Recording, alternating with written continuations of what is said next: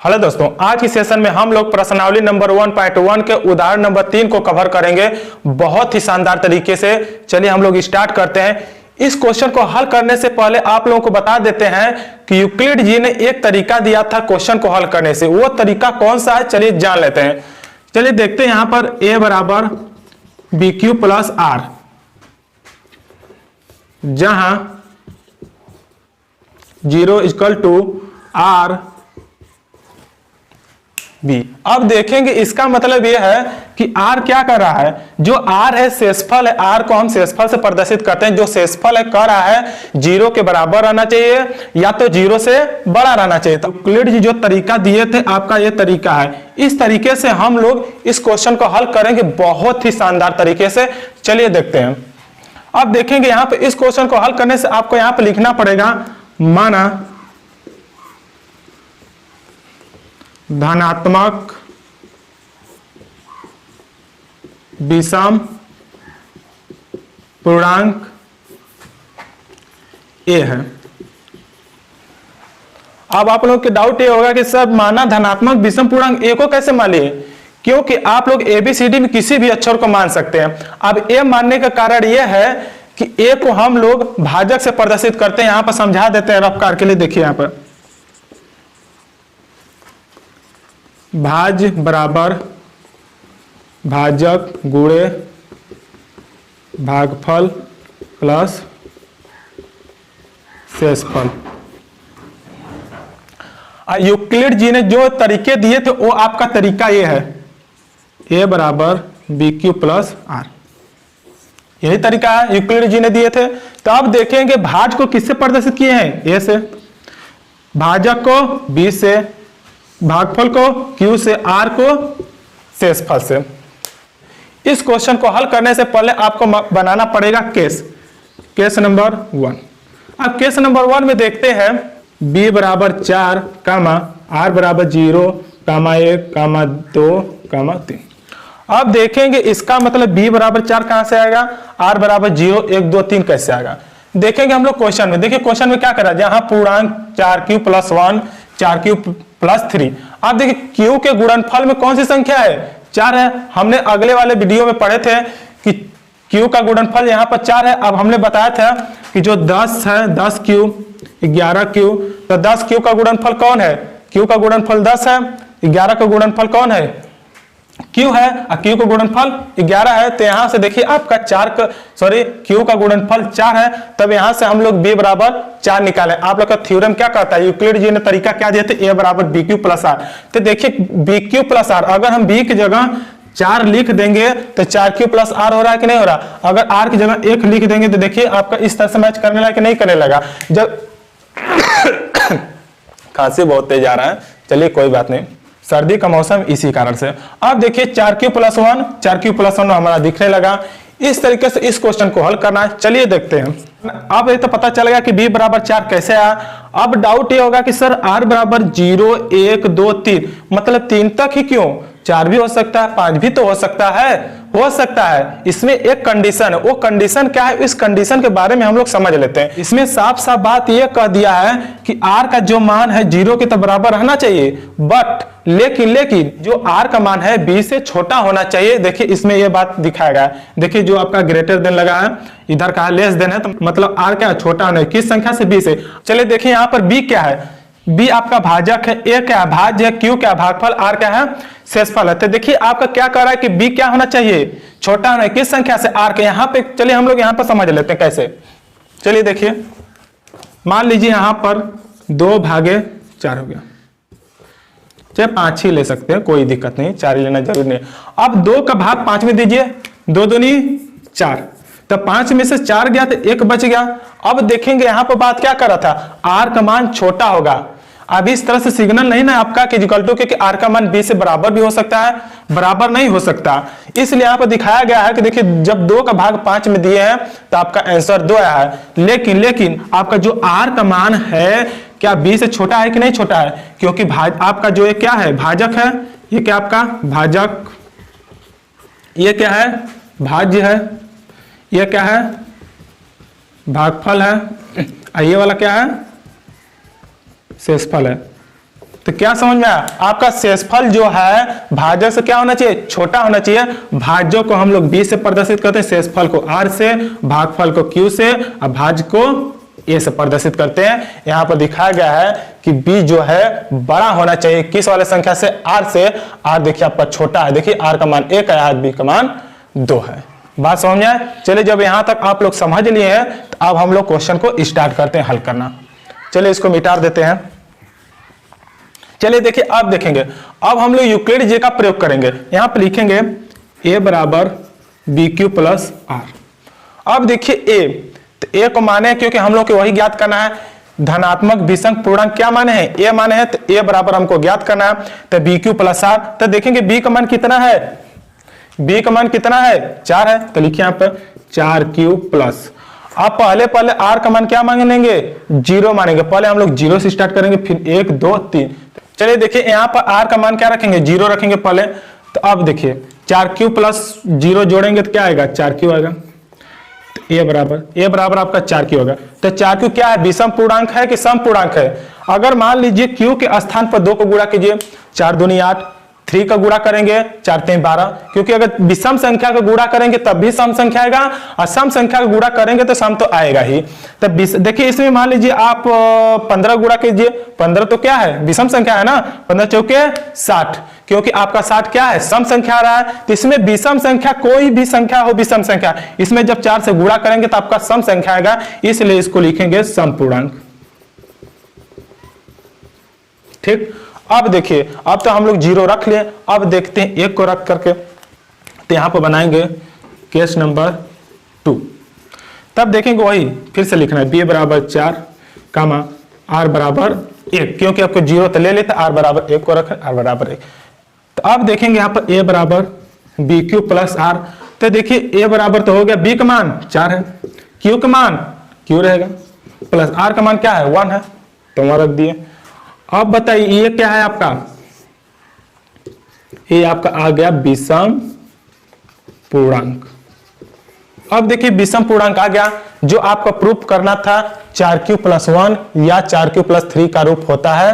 तो देखिए आपका धनात्मक विषम पूर्णांक 4q प्लस या 4q प्लस 3 का रूप होता है, हाँ होता है। देखिए आपका यहाँ पे आ गया विषम पूर्णांक, किसमें आया, धनात्मक है कि ऋणात्मक में, क्योंकि ये तो धन में है, इसलिए आपका धनात्मक विषम पूर्णांक आ गया। कैसे आया, क्योंकि अभी अभी हमने पहले वाले में पहला वाला यहाँ पर प्रूव किए हैं कि 4q क्या है, सम पूर्णांक। अगर कोई भी आपकी संख्या सम पूर्णांक है, अगर सम में हम लोग विषम संख्या को ऐड करेंगे तो कौन सी संख्या होगी, विषम संख्या कहलाएगी। तो देखिए अगर ये 4q आपका सम है, सम में जब 1 ऐड करेंगे और एक क्या है आपका विषम संख्या, तो कौन सी संख्या होगी, विषम संख्या। तो चलिए देखते हैं यहाँ पर विषम पूर्णांक आपका ये प्रूफ हो गया। अब इसी तरह केस नंबर 3 बनाइए। केस नंबर 3 में क्या कर रहा है, तो अब यहीं पर समझ लेते हैं। केस नंबर 3 में कह रहा है 2 है, तो आप बोलिए सम संख्या में असम संख्या को जब ऐड करेंगे तो कौन सी संख्या होगी, सम पूर्णांक होगी, क्योंकि हम लोग को सम पूर्णांक तो प्रूव नहीं करता, इसलिए डायरेक्ट हम लोग 3 को रख कर देखते हैं। तो यहां पर देख लेते हैं केस नंबर 3, इसको मिटा देते हैं और हम लोग यहां पर लिख देते हैं विषम पूर्णांक। अब केस नंबर 3 में देखते हैं, यहां पर फिर लिखे b बराबर 4 कामा r बराबर 3, a बराबर बी क्यू प्लस r। अब देखेंगे यहां पे b कितना है, 4 है, q प्लस r का मान 3। अब देखिए आपका प्रूफ हो गया। क्वेश्चन में ही कर रहा था कि दर्शाइए कि एक धनात्मक विषम पूर्णांक 4q या 4q प्लस 3 का रूप होता है जहां q पूर्णांक है। तो अब क्वेश्चन में क्या करना है कि बोलेंगे हाँ, तो लिखेंगे हाँ धनात्मक विषम पूर्णांक 4q प्लस 1 या 4q प्लस 3 का रूप होता है। इस तरह से लिखेंगे यहाँ पे, अतः क्वेश्चन में यहां से उठा लेंगे धनात्मक होता है। इस तरह से आप लिख लेंगे तो आपको बोर्ड में 100% इस तरह से मार्क्स मिल जाएगा।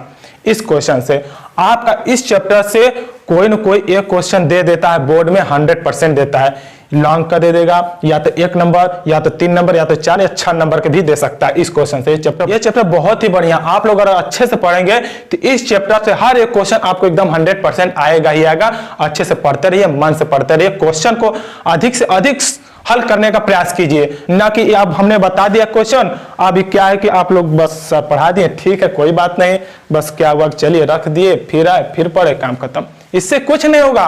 आप लोग अच्छे से कवर करने का प्रयास कीजिए और उसके साथ साथ क्वेश्चन को भी हल करिए अधिक से अधिक। आपका एनसीईआरटी हल करने के बाद अगर समय रहता तो आर डी शर्मा के बुक को भी फॉलो कर सकते हैं।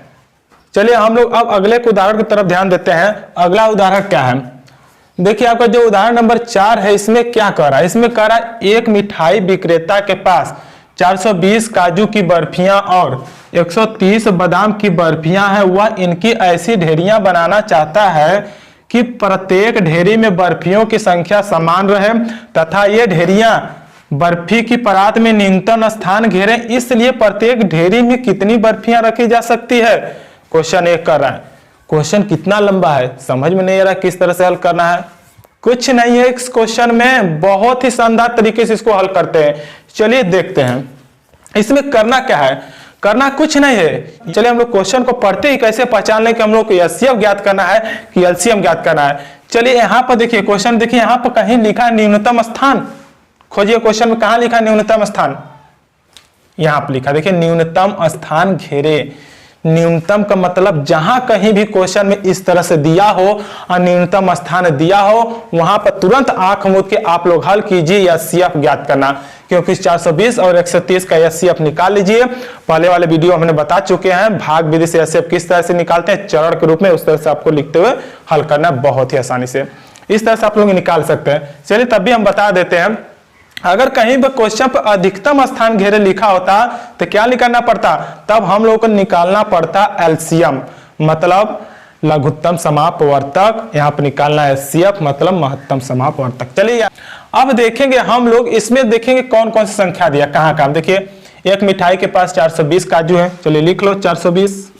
अब उसके बाद और 130 बादाम की बर्फियां हैं, कम 130 बादाम की बर्फी है, और कोई संख्या कुछ दिया है नहीं तो कुछ करना नहीं, इस तरह से इसको करिए। अब इसका चुपचाप एचसीएफ निकालिए। एचसीएफ निकालने का तरीका जानते हैं, चलिए हम लोग भाग विधि से एचसीएफ निकाल लेते हैं। चलिए देखते हैं, तो सबसे इसमें देखेंगे सबसे छोटी संख्या कौन सी है। सबसे छोटी संख्या 130 है। 130 से 420 को भाग दीजिए, तो 130 में 420 को जब भाग देंगे तो कितनी बार में जाएगा। 130 से 420 को हम जब भाग देंगे तो कितनी बार में जाएगा, 3 बार में। चेक करते हैं कि 3 बार में जाता है कि नहीं। चलिए हम लोग इसको चेक करते हैं। चलिए देखते हैं, पहले हम लोग 3 से स्टार्ट करते हैं। 3 बार में चला जाएगा। देखिए 3 गुणा इसमें करिए, 3 0 0, 3 3 के 9, 3 कम 3, आपका 3 बार में चला गया। अगर 4 बार से कैलकुलेशन करते हैं इसमें तो 4 गुणा 4 कम 4, इसी तरह 400 आ जा रहा है, बेसी चला जाएगा। अब देखिए हम लोग इसमें से इस वाले संख्या को घटा देंगे, तो घटाए 420 में 390 को 0, 12 में 9 गया 3।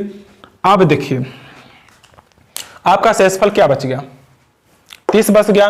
अब समझ में आ रहा है, अब जब शेषफल 30 बच गया तो अब क्या करें, कुछ नहीं करना है, इसको फिर इस तरह से बनाइए और जो 130 दिखाई दे रहा है इसको इसमें घुसा दीजिए, मतलब इसके स्थान पर रख दीजिए 130। आप 30 को इसमें से भाग दीजिए 130 से, तो आप देखिए 30 का जब भाग 130 में देंगे तो कितनी बार में, बोलो कितनी बार में। अरे बेवकूफ देखो ना, 30 का भाग 130 में जब देंगे तो कितनी बार में जाएगा। देखिए आपका 4 बार में चला जाएगा, 4 0 0, 4 3 12 चला जा रहा है बहुत ही आसान तरीके से। अब 130 में से 120 को घटा दीजिए। 130 है, 130 में से 120 घटाए कितना बचेगा, 10 बचेगा। 10 को लिख दो ना। अब क्या करेंगे, अब तो फिर 10 बच गया। तो आपको भाग कब तक देने जाना है, जब तक शेषफल 0 ना आ जाए। यूक्लिड जी ने तरीका क्या बताया कि जब तक आपका शेषफल 0 ना आ जाए तब तक आपको भाग देते रहना। तो चलिए फिर इसको इस तरह से बनाइए, फिर इसको उठाकर फिर यहां पर रखिए। अब यहाँ पर 30 आ गया, 10 का भाग 30 में दीजिए, 10 त्याई 30, 30 में से 30 घट गया, 0 आ गया। क्या बात है, 0 तो आ गया। तो यूक्लिड जी ने यही बोला था, जब शेषफल 0 आ जाए तो वहीं पर रुक जाना है, कुछ करना है नहीं। अब देखते हैं जब यहाँ पर 0 आएगा तो आपका देखिए कितना स्टेप में आया 0, 1 स्टेप, 2 स्टेप, 3 स्टेप। अब 3 स्टेप आ गया तो यहाँ पर लिखिए, देखिए 3 स्टेप में आ गया। अब ध्यान दीजिए कि आप क्या इस विधि से लगाना उचित है। हाँ उचित है इस विधि से लगाना। क्यों? क्योंकि इस क्वेश्चन में तो लिखा नहीं था कि आप एचसीएफ लगाइए भाग विधि से, यूक्लिड विभाजन का प्रयोग उस विधि से, या विधि से, वाप विधि से, किस विधि से बोला नहीं ना था। तो कोई भी विधि मत यूज कीजिए, जो आपको मन में वो विधि आप यूज कीजिए। क्योंकि हमको ये विधि अच्छा लगा, हम इस विधि से इसको हल कर दिए। आपका एचसीएफ कितना आ गया? 10 आ गया। क्यों 10 आ गया एचसीएफ? क्योंकि जो 10 वाली संख्या है उसी से शून्य तो हुआ है। इस 10 से आपका क्या हो गया? शून्य है शेषफल। तो शेषफल जिस संख्या से शून्य है वही आपका एचसीएफ होगा। तो एचसीएफ कितना है? 10। देखिए शून्य आपका 10 से हुआ है, आपका एचसीएफ 10 आ गया। इस तरह से एक और मेथड जान लेते हैं। अगर आपको दूसरा मेथड भी बता देते हैं, उस मेथड से आप लोग हल कीजिए। एक और है, अब इसको 420 को इस तरह से सजा दीजिए, 130 को। ये अभाज्य गुणनखंड विधि है। तो अब इसको हल करने के लिए पहले 420 का खंड कीजिए। चलिए काटिए, 2 से कट रहा है, 2 दूनी 4, 2 कम 2 कट गया। अब फिर 2 से काटिए, 2 कम 2 0, 2 5 10। अब फिर 2 से कटेगा? नहीं कटेगा। 3 से काटिए ना, 3 3 9, 3 5 15। अब 5 कटेगा, 5 7 35, 7 से कैंसिल, कट गया। अब देखिए खंड क्या आया?